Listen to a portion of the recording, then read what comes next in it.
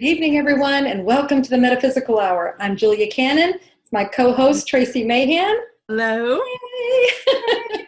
And we have as our special guest on our QHHT Level 3 series, our guest tonight is Elena Blaj. Welcome, Elena. Thank you. Yes, Well, thank you. Thank you, and I'm so sorry I didn't get you on sooner, but that's where, like I said before the show, that's what Tracy has been so wonderful, making sure we've got everybody on. Thank you, Tracy. It's been my pleasure. It's been my pleasure, for sure. Yeah, getting to meet everybody is my goal here. Absolutely. I mean, that's a huge accomplishment to get to the level 3, and get that level 3 certification. So I definitely want to recognize you for that and all your hard work that you did. So. Thank you. It's well worth it.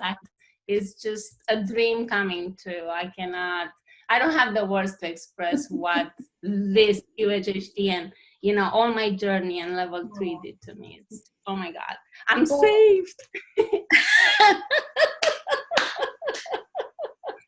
Hallelujah. So I'm over here muted so that I can get these switched over to live stream on Facebook. So I love that. I'm sad. Yeah.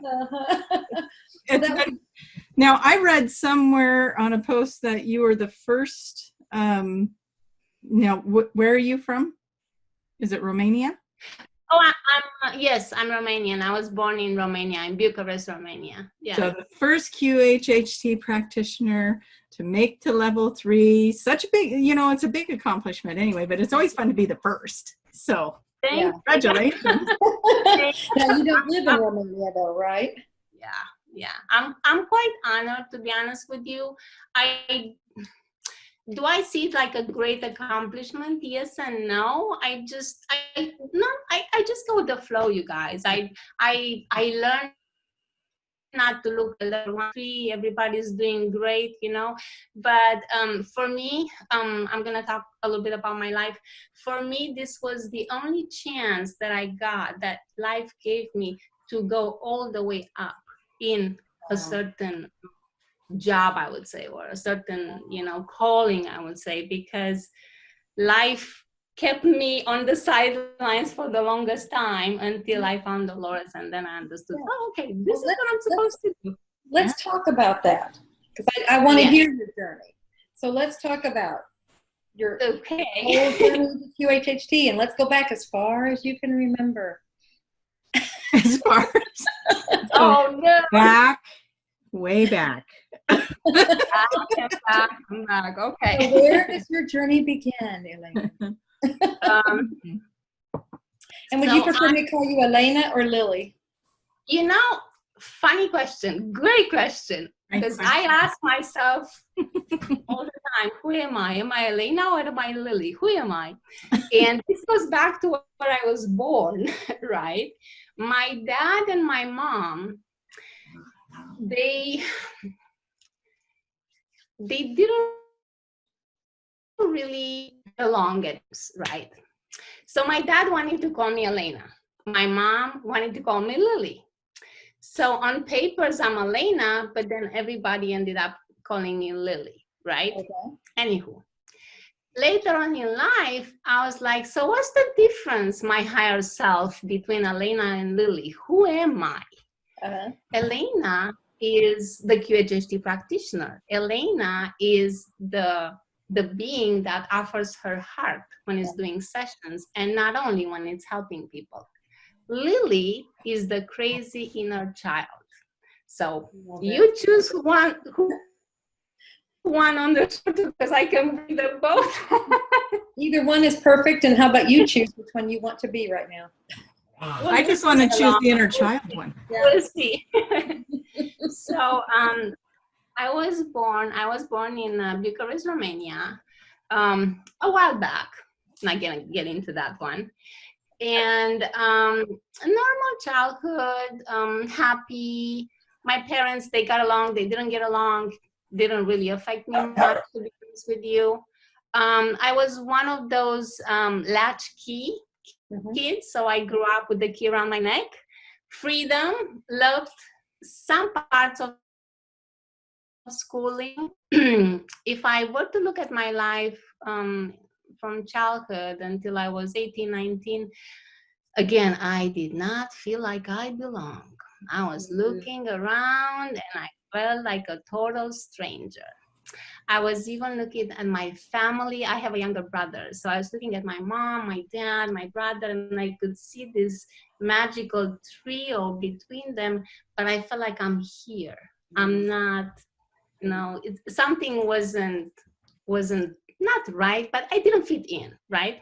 So I grew up in a communist country, so that was quite interesting through the eyes of a child. Didn't affect me much. The only thing that I do remember is, number one, being a communist country at that time, we didn't have a lot of food in the stores, right? My parents had to go to work, and me being the older sister, I would have to wait in lines for 6 to 8 hours for the food truck to come, right? So it ties up into something later that happened to me. That's what I'm saying. So I remember I was 6 or 7 years old and staying in line, and I was getting so angry and so frustrated with life and with my parents. Why do I have to wait in line? I want to go play ball, with the kids, but I couldn't because I had the responsibility to hold the line to buy food, right? So that kind of stuck with me a little bit. It was an emotion that I buried it, of course, and then life happened and I moved on. Another thing that I think I should talk about, I don't know if you guys remember, in 1989, we had that huge revolution when our leader was shot. It was news all over the world. So I remember at that time, how old was I? 18. I had this urge in me to fight, but not physical fight, to go help people, to change something. I didn't understand where those feelings are coming from, but I was 19, naive, went on the streets. There were guns everywhere. It was very, very interesting and scary, experience, right? Wow. So that was that. When I was 19, I met my husband and we got married. We had a daughter. She was born over there. Then the very first day when I met my husband, he said, well, one day I'm going to go in America. Are you going to wait for me? Right? And I thought he's joking. I started laughing. Ha, ha, ha. Yeah, sure. Yeah, I'll come with you. Of course I am. Right? 2 years into that, no, we got married. 5 years after we got married, we won a lottery of visas, right? So what it means, we were accepted to the States. So there comes that day when we sell our home, small house, 2.5 kids, 2 luggages, came to America. We ended up in Portland. My husband had some relatives over there in Portland. Tracy. Hi, Tracy. So we were neighbors and didn't know it. Yeah. So Portland was nice in the beginning. Then again, I was trying to fit in. Didn't speak the language. I was coming from a city in Portland. You didn't speak English. Yes, we moved. I'm sorry, go ahead. You didn't speak English when you moved here? Zilch, no. Wow. Oh my goodness, how brave of you. No kidding. I think I was naive, not brave. Oh my goodness. Okay, so husband, 2.5 years old kid, and 2 luggages. That was our life. Moved to Portland, to Gresham. I didn't feel, again, I didn't care. I was expecting what I was seeing on TV back home, like New York, California, high-rise city, right? Within 2 months, we moved to California. That's how crazy we were. So we packed whatever belongings we had. We moved to California, to San Francisco. That's where our life began, I would say. Okay. So I didn't have time to go to school because we had a kid that we had to take care of. So I pretty much looked to get any job I could. I actually, back home, I was working as an esthetician license. When I came back here, I had to go back to school because I liked that. I liked that, job, being an esthetician and a massage therapist. So in San Francisco, I was going to school and working at the same time and taking care of the kid and all of that. But life, how life gets, right? Mm-hmm. So I was able to build a little business, which was fine, it was great. What I liked about being an esthetician and working with clients, it's so amazing. When somebody comes and gets a facial, I can tell you, you become mother confessor. You hear a lot. I like that so much. For me, I felt like I belong. This is what I'm supposed to do. I wasn't giving them counseling, I would say, but I would listen to their problems and I would hold the space, if you may. That gave me a purpose. That makes me feel good. Okay. So I've done that for a while, enjoying what I do. In San Francisco, as you know, it was very, very expensive. So I wanted a bigger home. I wanted a different kind of life. So we moved back to Washington State. Of course. Of course. It wasn't something that I didn't finish in Northern, over there. So at least you're saying West Coast. Right, West Coast. There you go. There you go. So we moved there, and I did real estate with my husband. Best thing that ever happened to me, because I had some time on my hands for the first time. That happened in 2004. Mm. So again, take the kid, the husband, the dog, move to Washington State, start real estate business, all from scratch. We did great. That gave me time to look into metaphysical, to look into who am I, to start my spiritual journey. Although, since I was a kid, what would give me solace and peace and excitement was reading any sci-fi book that I could put my hands on, okay? So in Washington State, I found Sylvia Brown, right? Mm-hmm. Bought all her books, read everything. I was so into it. Over there in Washington State, my back starting to hurt. So this pain didn't go away. So it started to become heavier and heavier. And I was getting a little bit depressed and sad and what have you. In 2008, the market crashed and we had to come back to California because there were no more jobs, what have you, couldn't sell homes and so forth. When we came back, my back pain started even worse. Ooh. So it became like I couldn't function. Mm. It was really, really bad. And I had to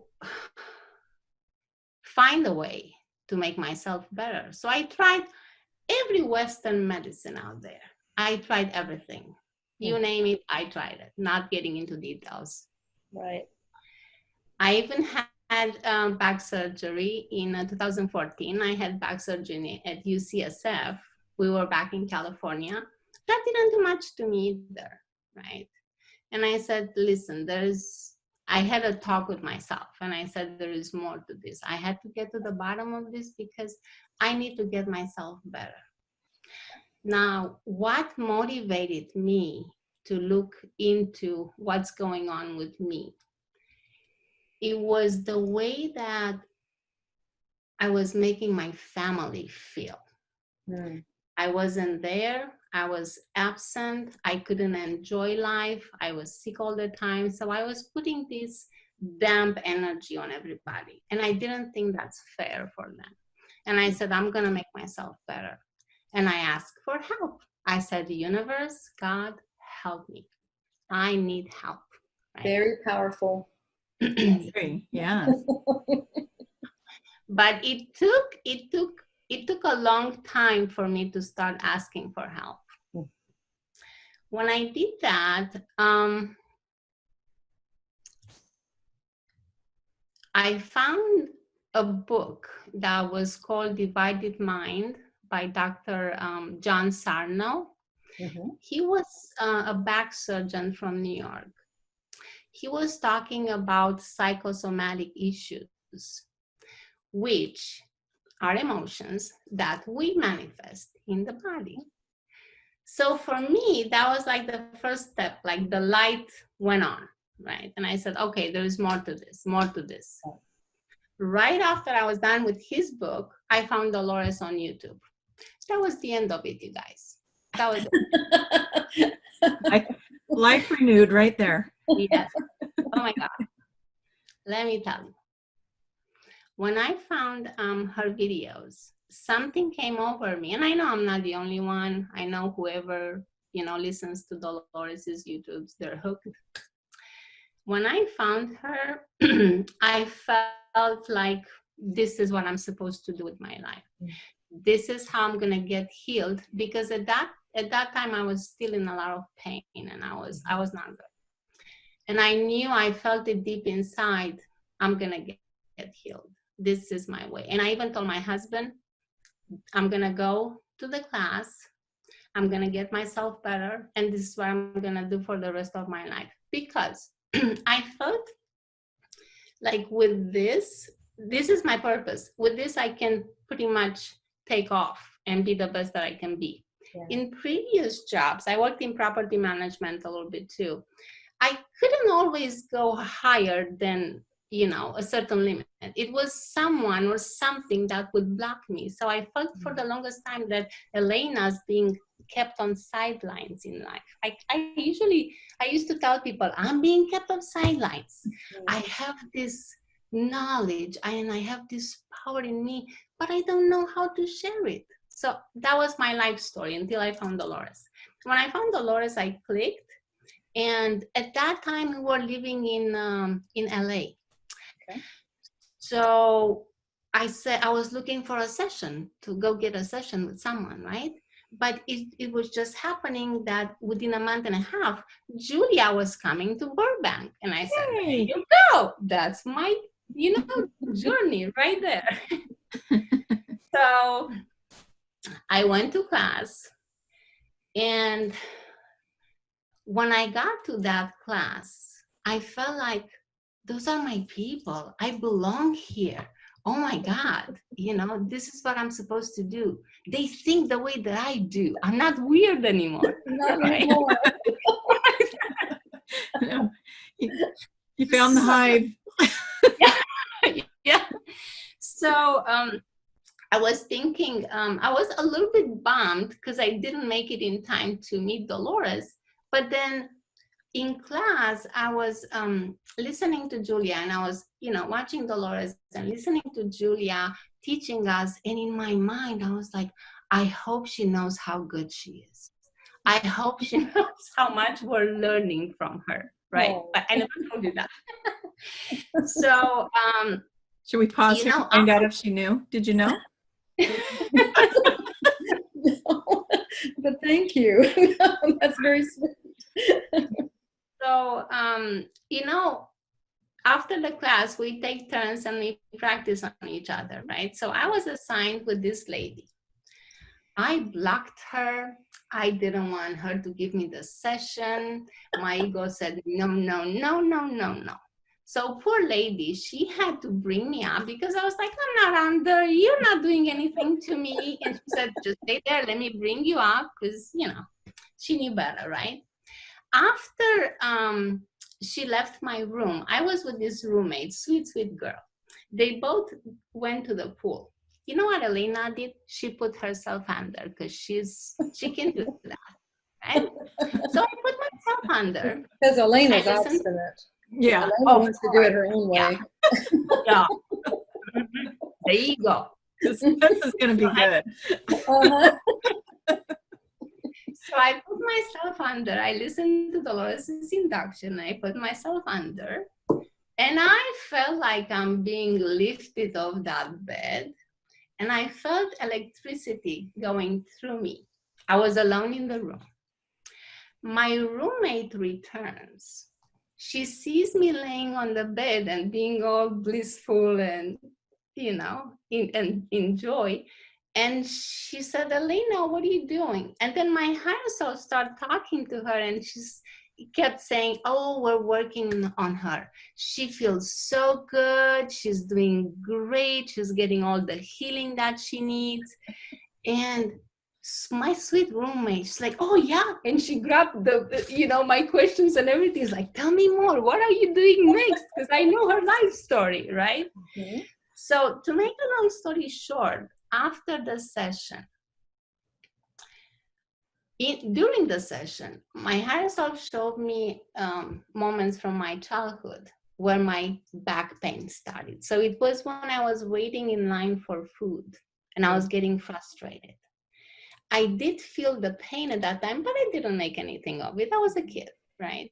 Mm-hmm. So it showed me that, and it showed me your parents, they had jobs. Mm-hmm. They had to go to work. That was the only thing that you could have done at the time. Just, it's time for you to release that.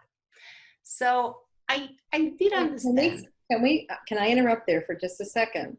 As to, I don't know if you're going to say that, but if we can talk about what that is representing. I mean, what I'm getting, because that little child was carrying all that responsibility to go get the food and make sure they got the food for the family, or definitely for the little brother. I guess it was for the family. I don't know. Yes. Okay. That's a lot of responsibility that you were carrying, and the back was feeling it. And you just wanted to go play. Yes. Oh, yeah. Of course. Yeah. It was a little bit more than that. I had other responsibilities, like clean the house and make sure everything is tidy and all of that. So that kind of carried. It was all put on you, on your shoulders. On me, on my back. Correct. Yes. So when I saw that in my first session, I said, oh my God, I have to let this go. I have to forgive and let go. Why am I carrying this? Why am I making myself sick? It's me. I'm doing this to myself. And once I realized that, what my back starting to do? My back started to make literally popping noises, like physically popping noises. Mm-hmm. And I felt like, oh my God, I am releasing all those emotions. I'm letting go of all the trauma. Yes. So within 6 months after that session, my back was completely healed. And I have to tell you that before that, I was a vegetable. Like I was laying on the couch in victim mode. Poor me, poor me, poor me. In class, because QHHT classes are so empowering and so beautiful, I understood that we are harming the body. We have to start listening to the body. We have to process our emotions. We have to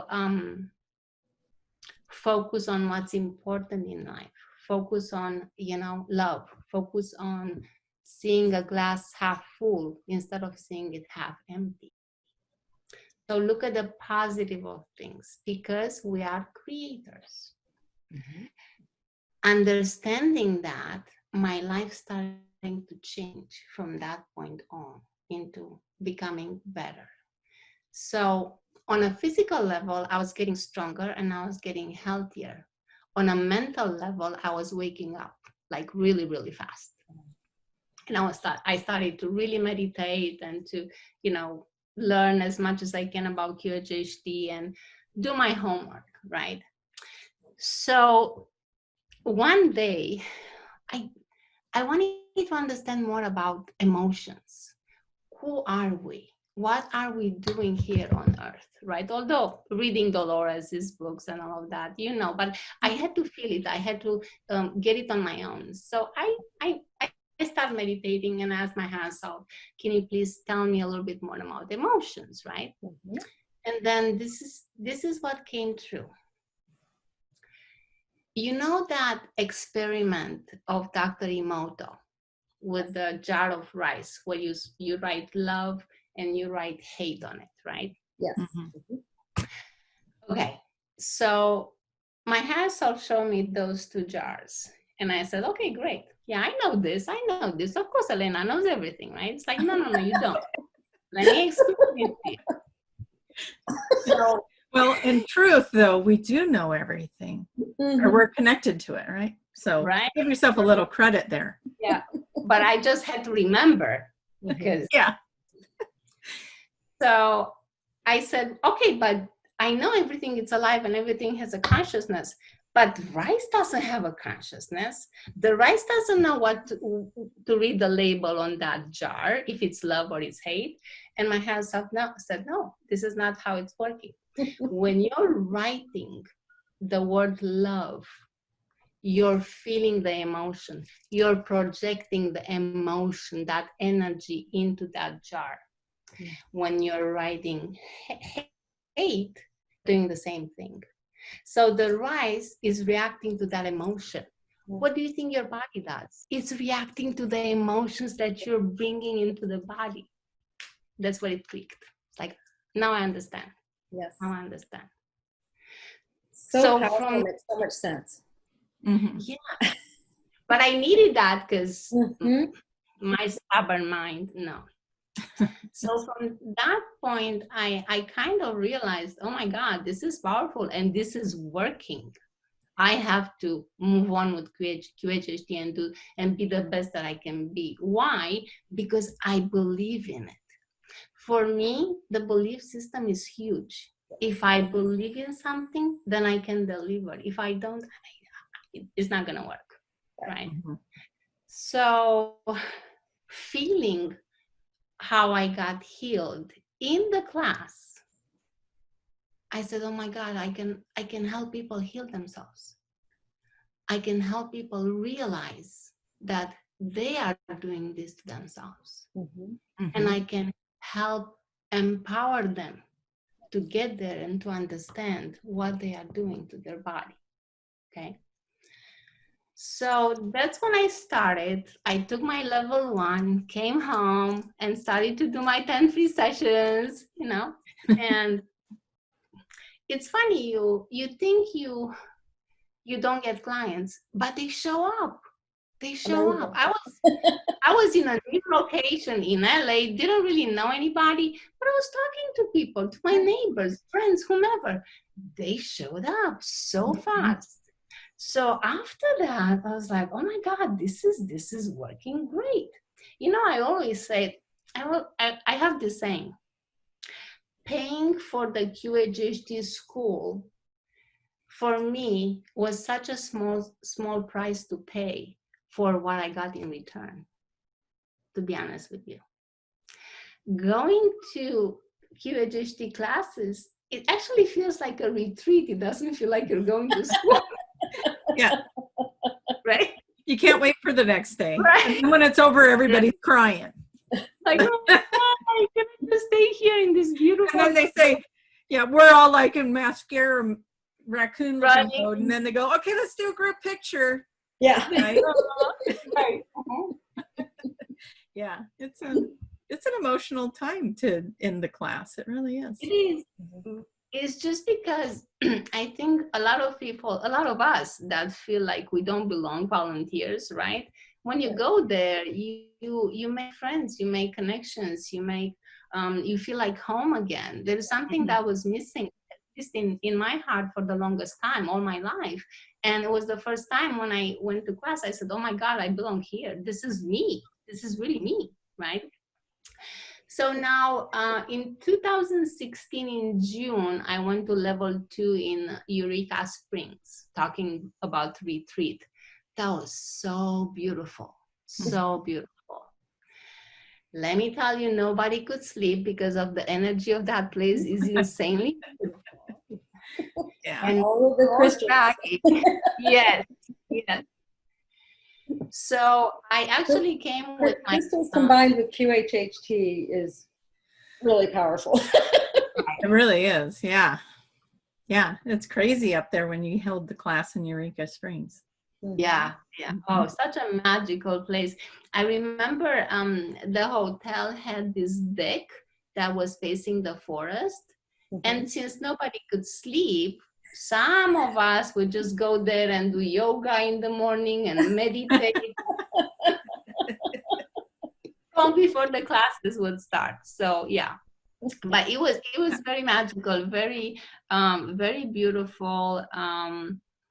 I really enjoyed that. So getting my level 2 kind of prepared me, not kind of, really prepared me.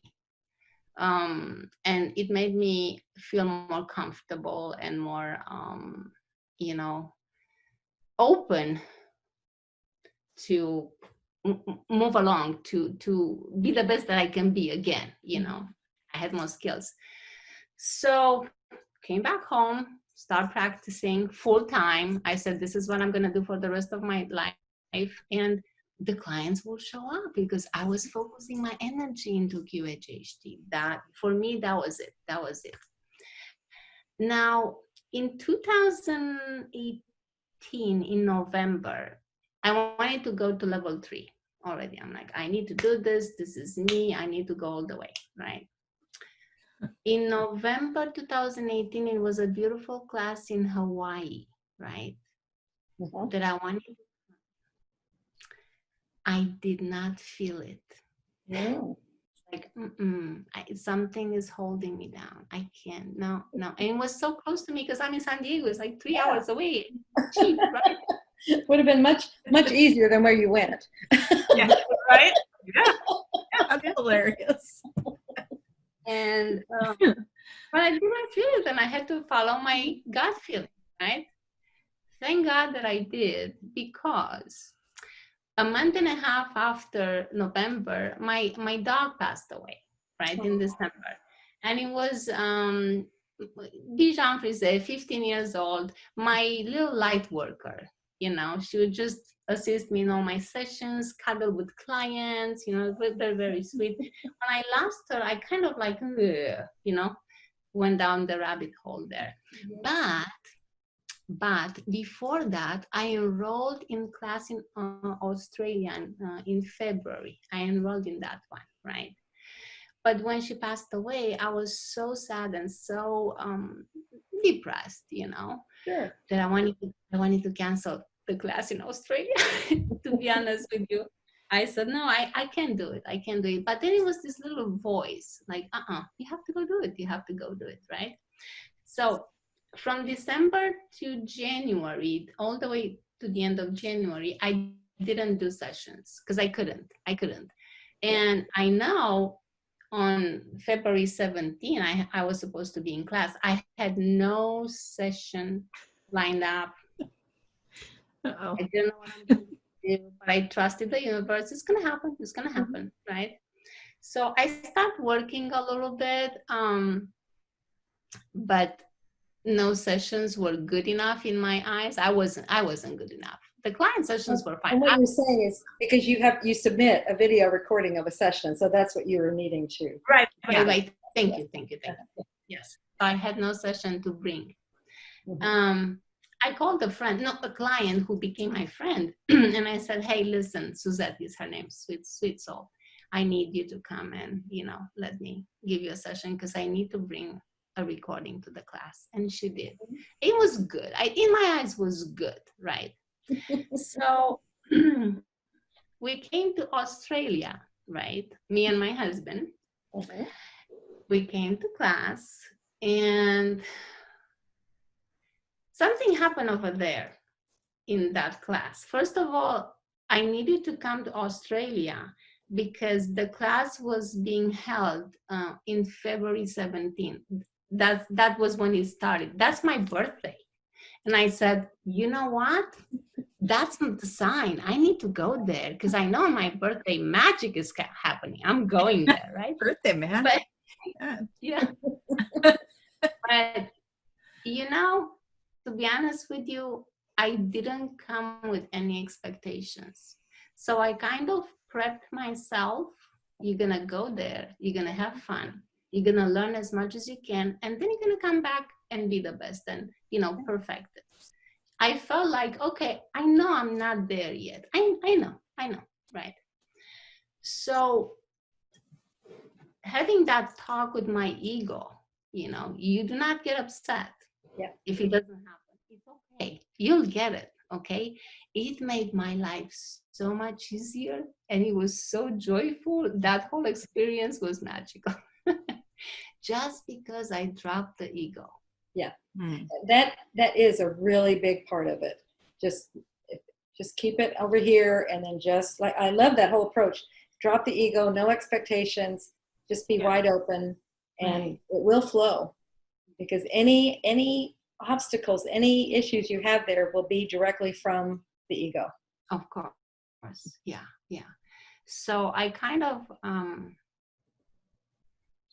program myself, if you may, to have a nice and breezy experience. And I can tell you, from my side, it was great. It was great. It was great.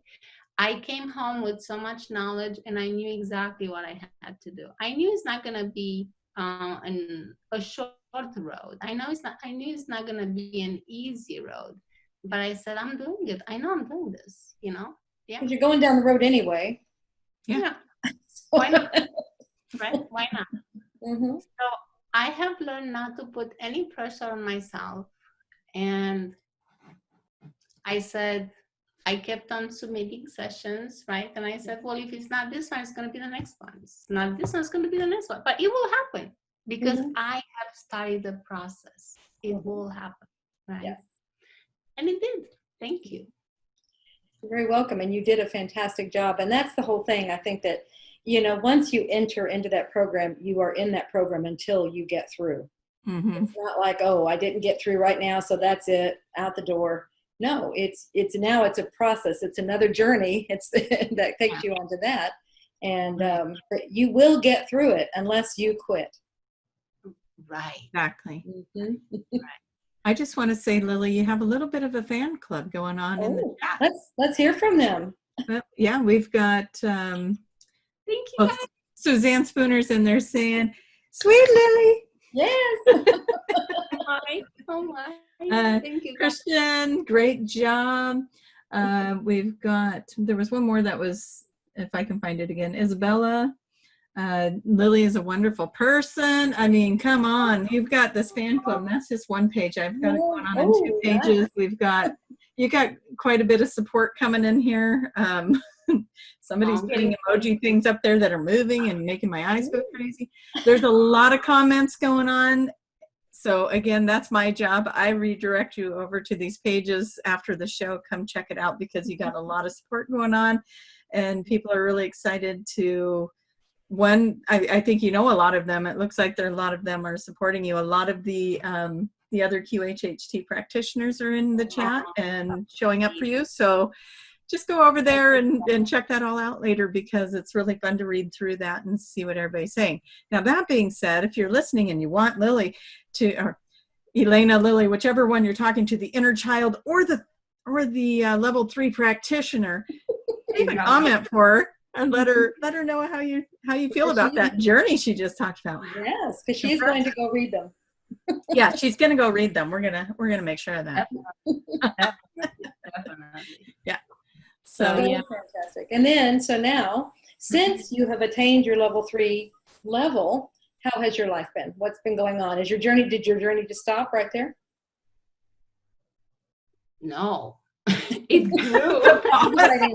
Okay. The pause was the best. That's the answer I was thinking you were going to say. I'm like, uh-oh. Was that a trick question? Yeah, right?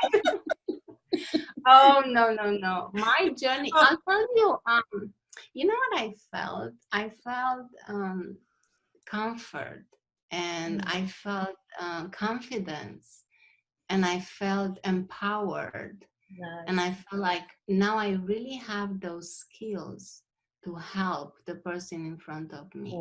Because I know I had the compassion in my heart, but I didn't have the skills. I didn't have, all that it took. Not that, because this is a work in progress, okay? Am I better? Yes. Am I the best?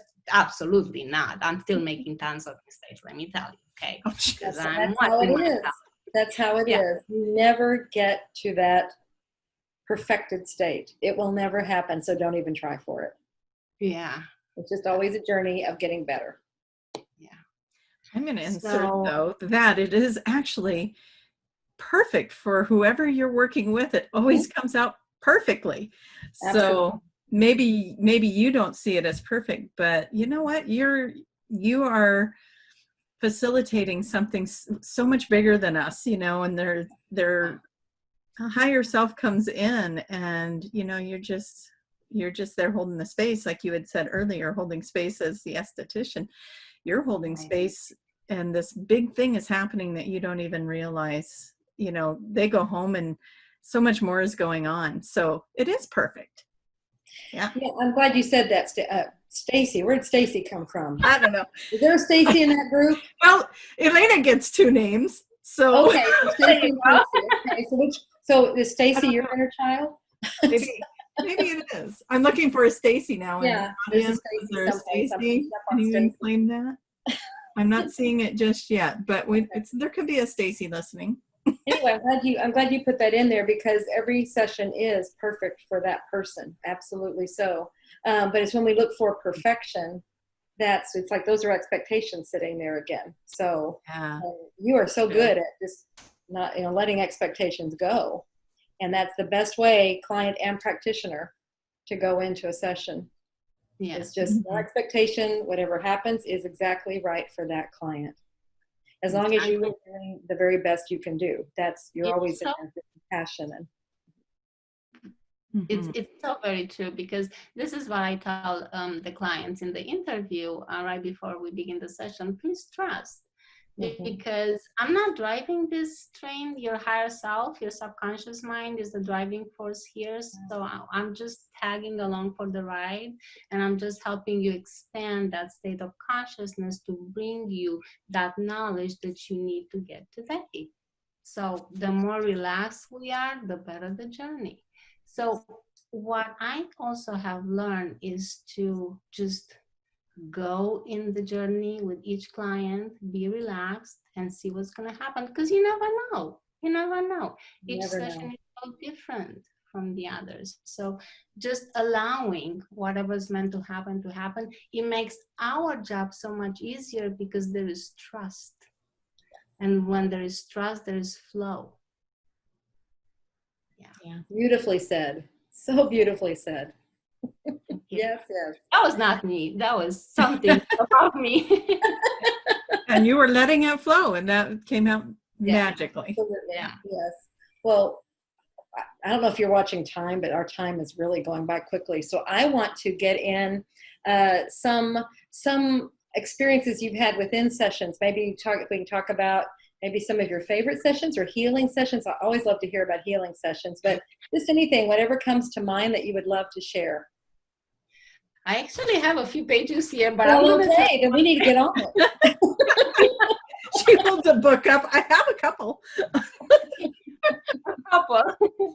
I actually had a session quite recently that I blogged on Facebook a little bit about it. So I had a lady that came in for a session, and as she walked in, someone else, a friend, brought her in, and she walked in. She said, well, there's not enough light in your house. And I said, oh my God, I'm so sorry, let me turn some more lights, right? And I could see that she doesn't have a very good balance. And then I looked at her friend, and she said, well, she can't see really well. She's only using 20% of her vision. And I said, okay, that's fine. Have a seat, we'll take care of her. You need to go now, because this is going to be a one-on-one, right? So this lady, she grew up being, at 13, her mom left. So she was kind of forced to take care of her brother and the dad, the family, the house, so forth.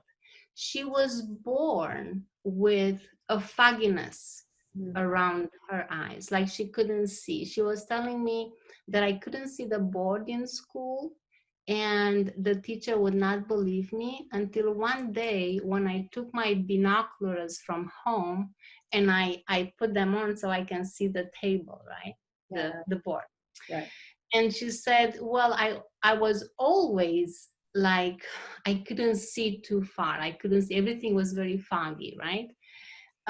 But she said, I managed it with contact lenses and glasses, right? And I said, okay, that's great.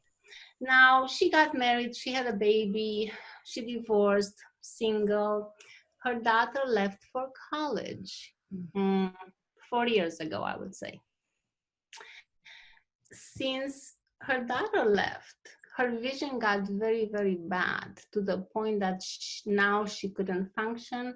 She couldn't cook for herself, drive, go to work, nothing. Almost, blind, almost, but not quite there, right? And I said, great, let's see what's going to happen in the session. I know you're going to get exactly what you need to get. You're just going to go there with an open heart and make the best of it, right? In the session, the higher self showed her alive. She was on a ship, little gray alien, looking out. How are those related? And she was monitoring the space, the stars, the energies, planets, and so forth. She kept complaining, this is so boring, this is so boring. I'm sending all this information to the command center, and they don't understand that I'm so bored. Now, what happened with the ship, they kind of got into a vortex. The ship got sucked into the vortex, and they crashed on Earth. Oh, okay. Ooh. So from here, I said, so look at your body, what's happening to your body? And she said, well, our body template has, how do I say this, can transmute into a human body. So I said, do you have that technology? And she told me, no, I don't need to use any outside technology. It's within our body template. We can just take any form of or shape that we want to. And I said, great. So what happened next? She was a man. She was able to, so all the beings on the ship, they kind of spread apart. They didn't keep contact with each other. This man went into a village in a human body, got married, had a baby, and lived his life until the end.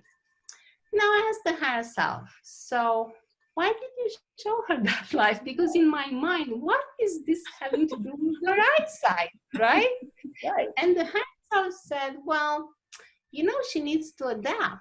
She needs to adapt to whatever is coming. I have to tell you, my heart sank, because in that moment I was like thinking, I'm not this woman, oh my God, what if this is something that she chose as an experience to become blind, because that's what her soul needs at this time. And the higher self said, well, it's actually about her adapting to the life without her daughter in her life, right? And I said, okay, great. How can you do the healing? When did this start? And what's going on here? What's the root cause? The higher self said, well, the root cause is she had a past life where she was very abused. And the only solace that she would get is go by a near lake, a very foggy lake, that she would just go in there. Nobody would see her, and she will have her moment of her beautiful place, her solace, her healing place, right? Now, what happened in this life, she carried that fog with her, around her, and also the fog was like a screen between the brain and the eyes, right? And I said, her solace. Yeah, that was her solace. Right. Yeah. Oh, right. And I said, well, can you please heal this now? Because does she need it anymore? And the higher self said, no, doesn't need this anymore. But she needs to realize that she's never alone. She will never be alone. And she will actually find a soulmate, right? Now, the higher self started to heal, to do the physical healing and so forth. And I said, so what are you doing? Tell me, walk me through. Oh, we're clearing everything. The fog is gone. You know, she's going to feel so much better. She's going to feel so much light around her, right? And I said, okay, great. So how is she doing? Is she, you know, accepting the healing? And the higher self said, no, she's not accepting. She's fighting us. She's fighting us. Like, come on, accept the healing. We got to do this. So she did accept the healing in the end, understanding that she will never be alone. Someone will be there for her and she will find a soulmate. Now, what made me giggle after the session, I didn't have any lights on, you guys. So after the session, I, you know, bring her out. She was a little bit tired, drowsy, what have you. And then she looked around, she said, well, did you turn the lights on? What's going on here? And I said, no, we didn't turn any lights on. Those are your eyes. Those are your eyes. Wow. So right there. Yeah. Very exciting. That was, yeah. So I was very happy for her. I hope she's going to keep it up, because I told her, never think you're alone. You're never alone. Trust that you are going to be with someone in your life, because in a QHHT session, you know, as you all know, the healing happens in all sessions, but it's up to the client to keep it. Look at the emotions that you brought in the body before the session. Listen to the higher self, listen to the subconscious, follow those advices. If you don't, you're going to manifest the same thing. Understand that? Absolutely. Hopefully, Exactly. pick it up. That's a great thing to add in there. If you don't, you're going to keep manifesting the same thing. The lesson is more important than how many times you have to look at it, right? So, right. Yeah. So that was one of my recent, you know, sessions. So I was really happy, and I was really glad that she came. Really glad that she came, because she needed this so bad. She needed this. Now, can I just say, can I just share another session really quick? Yes. Yeah. I had a client, sweet lady in her 40s, right? She was trying to get over a breakup with one of her most recent boyfriends. She would not understand why she keeps on attracting the same type of abusive men over and over and over again, right? She was born in Japan. And as a kid, her mom used to beat her up all the time and lock her outside the house, sometimes naked. Starting at the age of 3 years old, right? She was ashamed, she was terrified. She was waiting for her dad to come home at night to open the door, because she would be locked outside, right? Now in the session, the higher self showed her this life when she was 3 years old, locked outside, hiding behind a tree naked, right? In this current life. Yes, in this current life, yes. When I moved her back, she was just being born, in the hospital, right? And I said, so look around you. And she said, well, I'm in a small white box. Wonderful. Who's next to you? And she looks around and she says, well, my dad is next to me and he's so much younger. Yay, that, right? And I said, how is your mom doing? Something was like pulling me towards mom, right? And I said, well, how's your mom doing? And she said, well, my mom's not doing very well. She just had me. I don't think she's good. I feel she's sick. And I asked her to project her consciousness to see who's on the bed. How is your mom? Describe her to me. So she looks and she starts crying. And she was so confused, telling me this is not my mom. So what happened was, this was one of her dad's girlfriends that passed away while delivering this child. And her father, the dad, took her and brought her home. to his wife. Wow. And that made sense why, she was treated the way that she was treated. Mm-hmm. After the session, we were both so flabbergasted, we couldn't say a word. Wow. It gives me Tita chills. I Elena. never saw that one coming. I know, me No. too. The body, yeah. Yeah.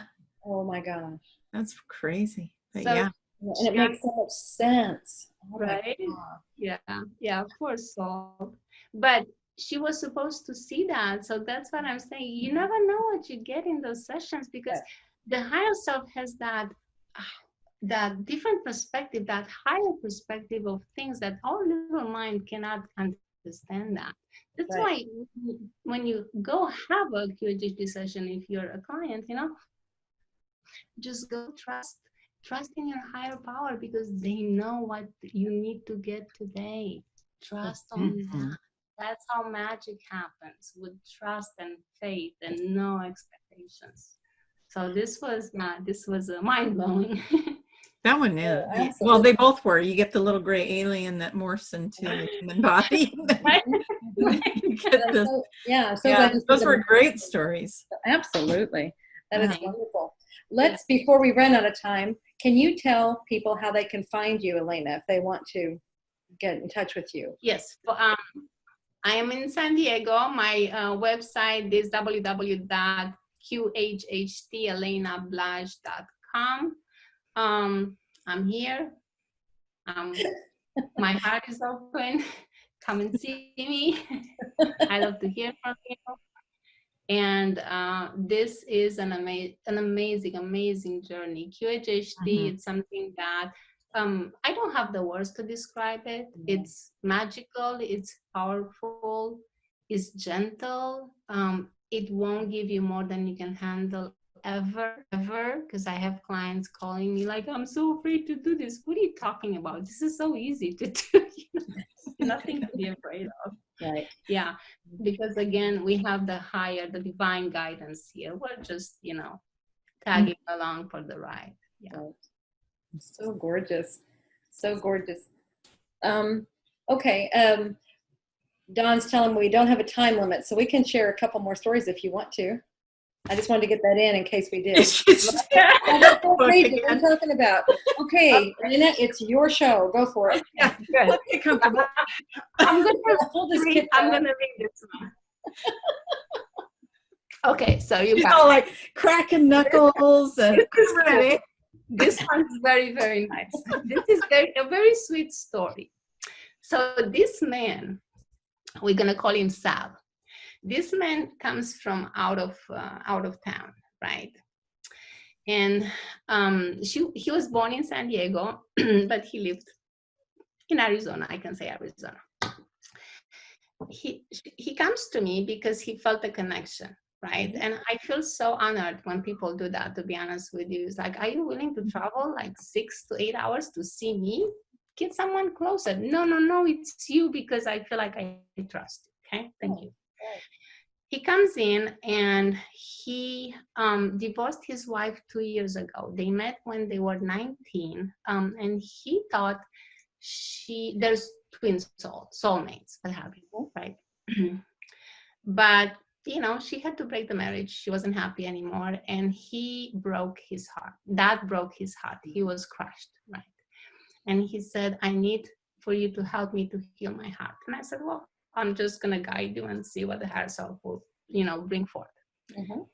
In the session, he finds himself in front of a beautiful forest where a light, translucent being showed up to guide him. Uncertain and reluctant at first, he felt this being was there to help, but he didn't want to go into the dense forest. What is the being doing? I asked. It wants me to see it. It doesn't put out a frantic energy, but somehow it feels so distant. It's pointing on something on the ground inside the forest. It's a mushroom or something. Can you tell me more about it? It's blue. The mushroom is blue, but I don't know what I'm supposed to do with it. Are you able to communicate with this being? Yes. It wants me to eat it. It says it's going to be good for me. Sure, eat the blue mushroom. Right? In my mind, I was screaming, eat the darn mushroom. Okay. Sounds reasonable.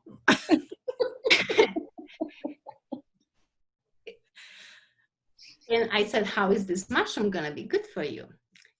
He says, it will help me drop the walls around me. I feel like my body in this place is walking in quicksand. Like every movement is so heavy. So what are you doing next? I'm looking at the mushroom. The being is standing on the other side of the tree line inside the forest next to the mushroom. But I'm still outside of this, in the field. I was like, come on, get closer, get closer. The being kept pointing in the mushroom, right? He finally gets closer. He picks it up and he looks at it, right? And I said, what do you want to do next? And he said, I don't know. I'm kind of scared to eat the mushroom. It's like, again, eat the darn mushroom, right? He picks up the mushroom. He looks around and he says, well, there are no more mushrooms but this one. It is blue with white stripes. Wonderful. So now I said, are you going to eat the mushroom? And he said, yeah, sure. I'm going to eat it right now. I'm pulling it from the ground and it feels very fresh, crisp, about the size of a grapefruit in my hand. I'm taking a bite now. It feels very earthy, crunchy, but with no particular taste. I ate the whole thing and I feel that it will take a little bit of time to integrate, but I see my body, my stomach in a different way now. Like I'm outside of myself and it's emanating an energy that's coming out of my stomach and going outward in all directions, displacing everything. Now, I feel like I look exactly like the other being. Can you describe yourself? I'm white light. I don't have that heavy physical body anymore. How does it feel now? Weightless. Are you ready to continue your journey then, guided by this light being? Yes, I feel like I'm flying now. I'm faster than the being. He's now a bit lagging. Ha ha. I see myself on top of the trees. I'm guiding him now towards the mountains. I'm taking him to this log cabin in the middle of the forest. It's a very private cabin. Going inside, there is an area in the back that I've always called my library, like in the back of my mind. I've always had this idea that my life experiences are books on the shelves, and that's how I process things. I take things down and I read. As I'm showing the being around, he is quietly looking at all the books and all the things that I have felt. He is quietly scanning the books, and I see a book popping up. Oh, interesting. Can you describe the book? He gets very emotional. It's the book of Mary, his ex-wife. I take it off the shelf and I put it on the table so we can look at it. The being is flipping through it and I am asking, what was the point with this book? Because this book was a very important book to me. I remember putting the book on the shelf because it was not on the shelf, it was my life. Not long ago, I had to put it on the shelf. Can you ask the being, what does he think about Mary's book, about this chapter in your life? He said that I needed to heal. What is it that you needed to heal today? He said, myself. How can you do that? He said that I need to be myself, not to worry. Is that book complete? I ask. Yes, it's already being put back on the shelf. How can you completely release and let go of this book from your life? As much as I didn't want to hear that, he says, you have to burn it. But I don't want to lose the good stuff, he says. It will still be with me, the being says. I will just have to let the book go. The experience will be with me. Well, I'm still holding the book, and he's saying that we can take this book in the living room where the fireplace is. The book is not going to be gone. It will just change form into ashes and then out to the chimney into the world. It will just not be held in there into that library anymore. As I look at the library now, that's the only spot that's empty. Going back near the fireplace, I see him throwing the book into the fire, and it lit up with blue flames and white sparkles. We are now both sitting on the 2 rocking chairs, but the fireplace watching the book burn, by the fireplace watching the book burn. What happens next, I ask.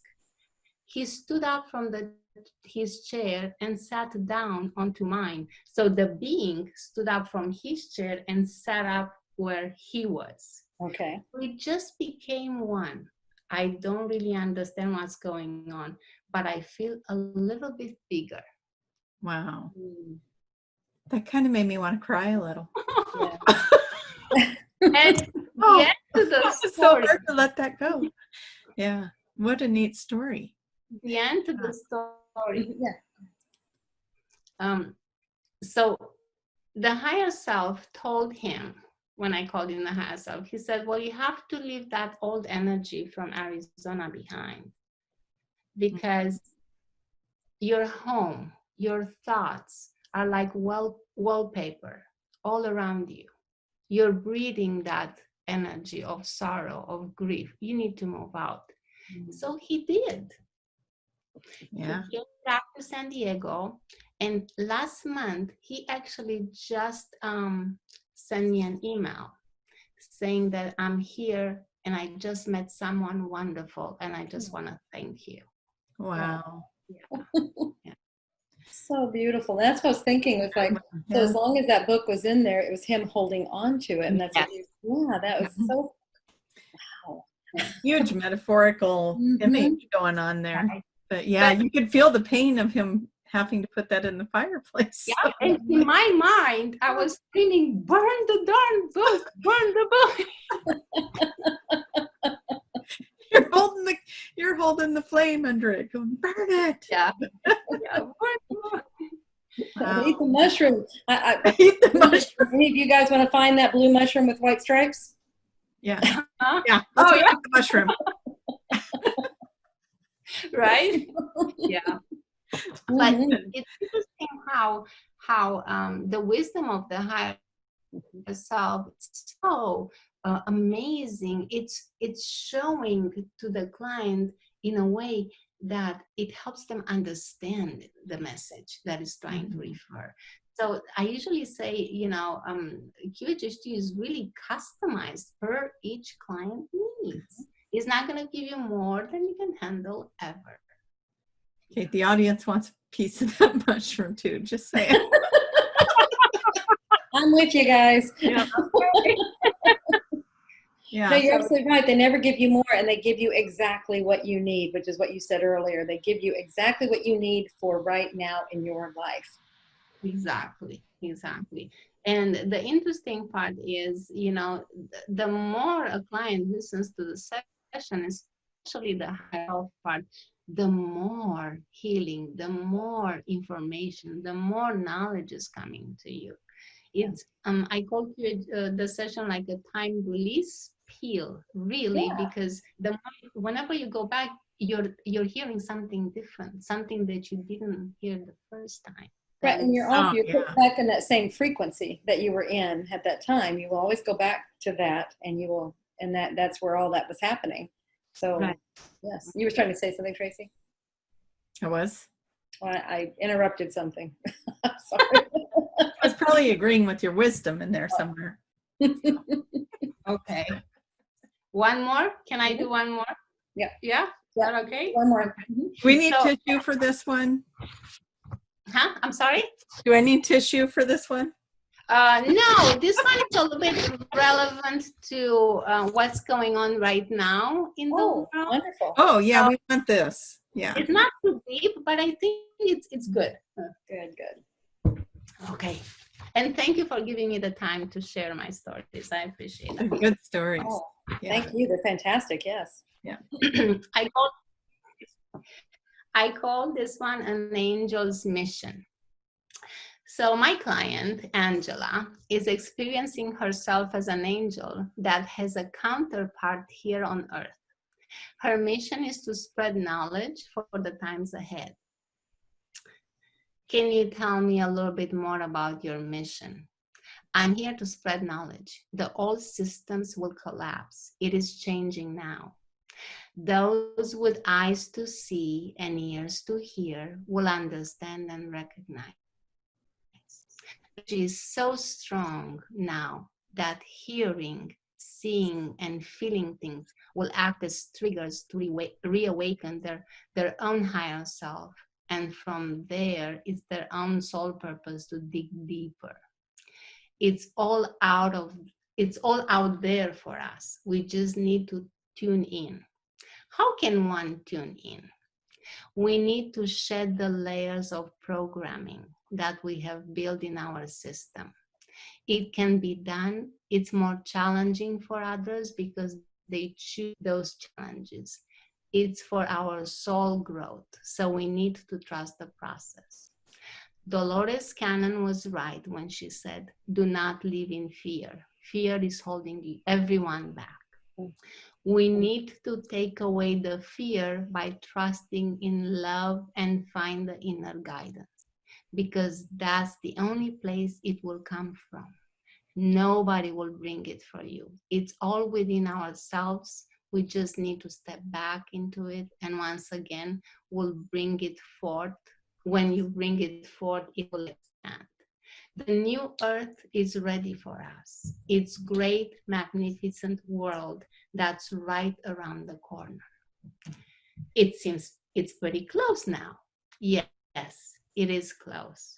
It's only as far if you believe that it's far, but the door is open now. We just need to walk through. Yes, over there. Yes, yes, yes. I want to jump up and say yes. How can one find that door and walk through it? Do not separate yourself from each other. Don't separate yourself from what we think is non-living, because everything has life. We are all one, interconnected living beings beyond the soul. We are one, still back to the infinite God. How can we step through the door towards the new earth? Tell me more about that. The new earth is here. You'll have to work at it. We have to figure it out ourselves. It's part of the awakening process. Surrender and let go. Free the mind. Take control of your thoughts. Cut out the monkey chatter, the movie that wants to play in the head. If you can't stop it, you can change the scenery. Bring in more visions of happiness, of joy, and the light that we came from. Me. When do you think this shift will be completed? When the majority will step through that door? I don't know, but I do know no one will be left behind. It's now shifted that no one will be left behind. Are we going to shift through our own consciousness, or we will have help from our star brothers and sisters? Both. We also have help, and then it will come to a point that we will not need the help anymore.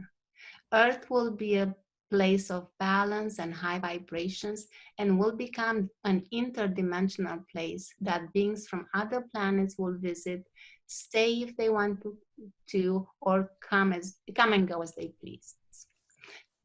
Can you please tell me more about them? This help. There is help now through the interdimensional realm. They are always helping. Whomever has the ability to connect, They're coming through for them, but not a lot of people are quite there yet. What can we do more of? We are on the right path. Don't think too much about what it needs to be done, because that takes the focus away from enjoying what is already here for us to enjoy. If it needs to be done, you will know, as you're always guided. So many are caught up in doing more than doing more to be pleasing others, that we forget to enjoy the moment. This is a changing world. We have to be aware of that. What can you tell us about the unrest in our world right now, like this virus? Everyone has their kind of interpretation, but it's all part of the bigger plan. Whomever is affected by this, the suffering is not really suffering. That's why it's so important to awaken and see things from a much higher perspective, because then you realize it takes place in a physical realm, but it's really a spiritual path. Mm. That body being affected by this disease is really choosing an exit point out of this earthly experience. This will end soon, and there is a cure coming. This is not going to be long lasting. People who have the spiritual connection are helping through their thoughts, meditation, and vibrations. Do you have any advice at this time? Be patient. Love yourself more. Get out of your head and don't focus too much on what's being said or done. Nothing is in vain. It's all for a higher purpose anyway. I love it. Wow. Okay? Yeah, they're saying get out of your head and go to the heart. Yeah. That's you operate from the heart. Totally. And what was it about the trust? Trust in the love. I'm trying to remember what was said specifically there. That was so beautiful. I'm going to listen to this again so I can get all this wording, because that is so good. It is good wording. Yeah. Mm-hmm. Yeah. Beautiful. Powerful session. Yes. Yeah, I felt like I needed to share this one because I think everything is happening for, everything has a higher purpose. We are all choosing and we're all manifesting certain experiences on this earth. So instead of being in the victim mode, me, oh my God, what happens to me? What about, step into your power, take action and see what can I do about my life to make it better. And when you're saying that, Well said. Absolutely. And when you're saying that, I'm thinking about how many times have we, like some of my greatest growth came from first being in that victim mode and then pulling myself through that and coming out. And so I think that is just it doesn't have to be part of the experience, but there's nothing wrong with it whatsoever, because that you get huge growing from there, because you're tapping into your heart center. I think a lot of us learn to go into victim mode, like it's a learned behavior. It's something that we're taught, that things are happening to us. And I went through a huge piece with that too in my life. And it does kind of push you into your ascension or evolution. So yeah, to pull yourself out of that victim mode and take charge of your life and take responsibility for what's going on. Yeah. Absolutely. And actually they're saying is, well, who set the life up? Who set the experiences up so that you could go through them? And that was, each of us set up our own life experiences with our guidance team, and that was just to grow from that. It was like, let's put ourselves in this position so that we can learn from it and go from it. And so these victim situations are very divine. They're very designed. And they're designed by us. So we are not victims, we created it. so we can learn from it and grow and come out these powerful. Very true. I was comparing to my life and my brother's life, and how our childhood differently because we both used the same parents and the same circumstances to a certain point. And as I'm looking back, I became stronger. I became more independent. I realized that I had the awareness that I have to rely on myself only in life sometimes, right? Mm-hmm. While, my brother, it really, how do I say this? It affected him. It still does. It still does. I still feel trauma in him. But for me, it just shifted something within me. When I look back, it's like, oh, if I could do that, if I went through that, this is easy. This is not, Yeah, we all chose our experiences, and then we all choose how we react, how we adapt, all the things from that experience. We choose how we will get through it, in the process, in the being of it. Absolutely. And I always say, I remember this so very well. And when I'm even talking to clients at the end of the session, I'm reminding them, can you please do not react right there on the spot. Take some time off and then act. Okay, remove yourself from the situation and then come back and act when you're you mean like, okay, in the heat of a situation, don't do a knee-jerk reaction. That I call it that. It's like you're just immediately responding to something. Correct. Yeah. Sorry, I wasn't explicit enough. So when it's let's say it's a heated argument between husband and wife or what have you. Right. All you can do is be aware of your reaction. That's the only thing that you can control in life, the way that you respond to a certain situation, right? Mm-hmm. So knowing that when things are heating up, don't react. Don't put that energy, that fire. Don't answer fire with fire. Remove yourself, take some time off, and then when you're calm and in a flow, then you say your piece. So it's okay to remove yourself from a situation. Why not? Yes. Why not? Because I, myself included, sometimes we feel like, well, I'm in here, I've got to stay in here and fight to the death. By golly, we're going to make this work. We're going to got our boxing gloves on. Yeah. No, and that came to mind. So I know please tell me there's others of you out there that. I'm thinking of one recently where I'm like, I probably should have walked away, or been less reactive and less triggered. But we learn from those moments too. So, Yes, you don't always have to stay. Yeah. That's the only thing you can do. Just remove yourself. And there is something else that I have learned. And like you were saying earlier, Julia, it's so good to function from the heart and to see things from the heart. And this is what helped me a lot, I guess, after I found Dolores and QHHT. Instead of reacting from my mind, let's say I will have someone, charging at me, right? And instead of trying to give the answer from the ego mind, I'm dropping into my heart. My heart is telling me a different story always. Yes. Always. Mm-hmm. So it's so simple, but then we need to remember all the time, like, okay, I'm not going to charge it. Let me just check with my heart.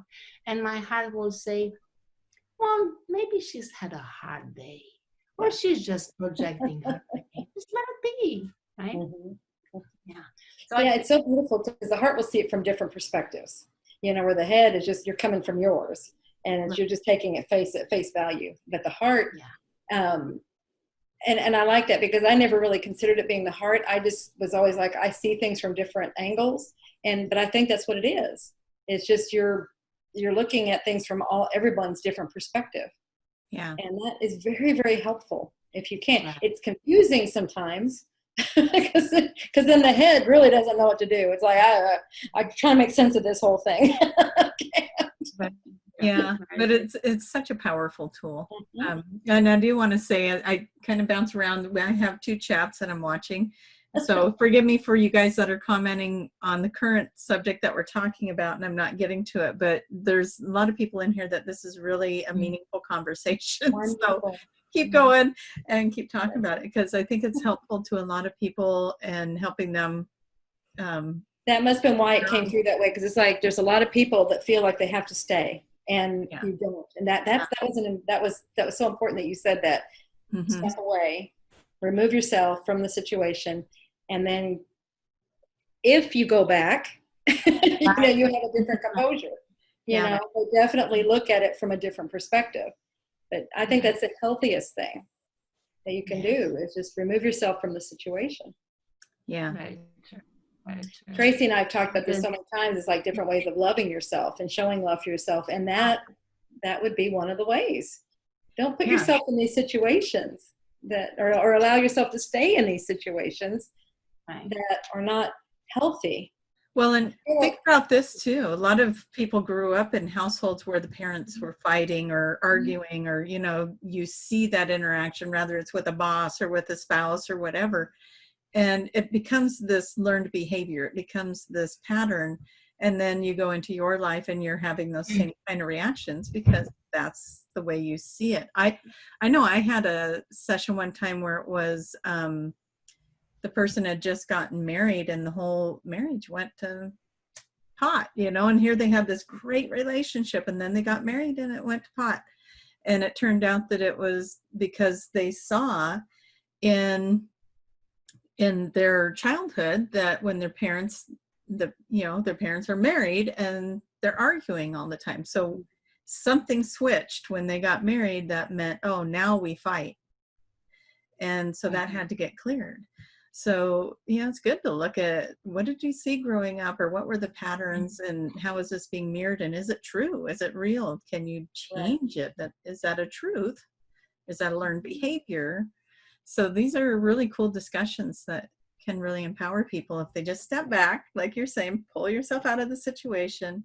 What's being triggered right now? Why are you reacting or wanting to react this way? Because without even knowing, we're all programmed since birth, if not a little bit later on in life. And we do carry those programs with us throughout life, and we act accordingly. Yeah.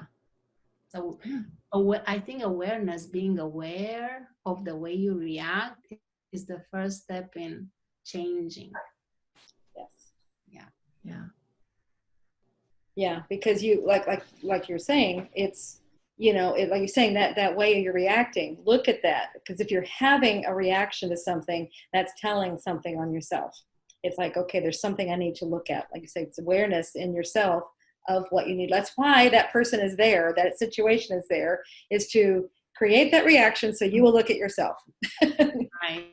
That's because very, very true, because everybody around us is the mirror that we need to look into ourselves. Like whoever's around, they have that program in them to show us this is what you need to work on. But at times we get very blind because the ego gets in there. So we have to put it right in our face. And we don't wanna listen to that. Absolutely. And it's very interesting. I always think as the heart being really the gateway to our divine self, to our subconscious, our higher self, So when you're functioning from the heart, I feel like you're more aligned with your true self, with your real self. So that's when those answers really come in. I want to say, in the audience are saying it's a game changer, and finally getting what loving myself really means. Those are the kinds of comments you guys are getting with this conversation. Wonderful. Yeah, wonderful stuff. Thank you guys for commenting. And again, go over and check those out after the show. And you're gonna be reading for a little while. Yeah. Right. Elena, we're at an hour and a half. Wow. So can you give your website again? And yes. So they can find you if they want to. San Diego. I'm located in beautiful San Diego. www.QHHTElenaBlaj.com. Well, and even if they're not in San Diego, they can come see you, right? I mean, maybe not the right answer now, is yes. But once you're through this, I mean, they can come from other places, right? Absolutely, yes. Okay. Fantastic. And Tracy, how can people find you? Well, I'm in the Portland, Oregon area, and you can come to tracymahan.com and find everything you need to know about me there. So, yeah. And Julia, if people want to become a fabulous practitioner of this beautiful family that we are all part of, how would they find information about that? You can find information at QHHTofficial.com, or DoloresCannon.com will also get you to that site. So you can get all the information you could want, and then you can sign up, you can register. We have online courses. And until further notice, I mean, we will have live classes again as soon as we get the go-ahead that we can do that. But right now, we're really focusing on the online world. And yeah. So, yes. Come find us all. Yeah, come find us Elena, all. Thank you for letting me spend this time with you. That was so fun to get to know you. Thank you, guys. Thank you. I really appreciate. I'm honored. Thank you so much for this opportunity and for allowing me to share some of my crazy stories. Allowing us to share in your world, your crazy world of QHHT. I mean, because that's your life now. Yeah. You're in the weirdo society now. So yes, you found your family. Welcome to the fam. And anybody else who needs a weirdo family, we're here. For the poster children. Yes. Wonderful. Anyway, love you, Elena. Thank you so much for being here. Love you, Julia. Love you, Tracy. Thank you so much. Thank you, Tracy. And thank you, everyone. We love you. So glad you're here with us. Thank you, guys. Good night. Bye-bye.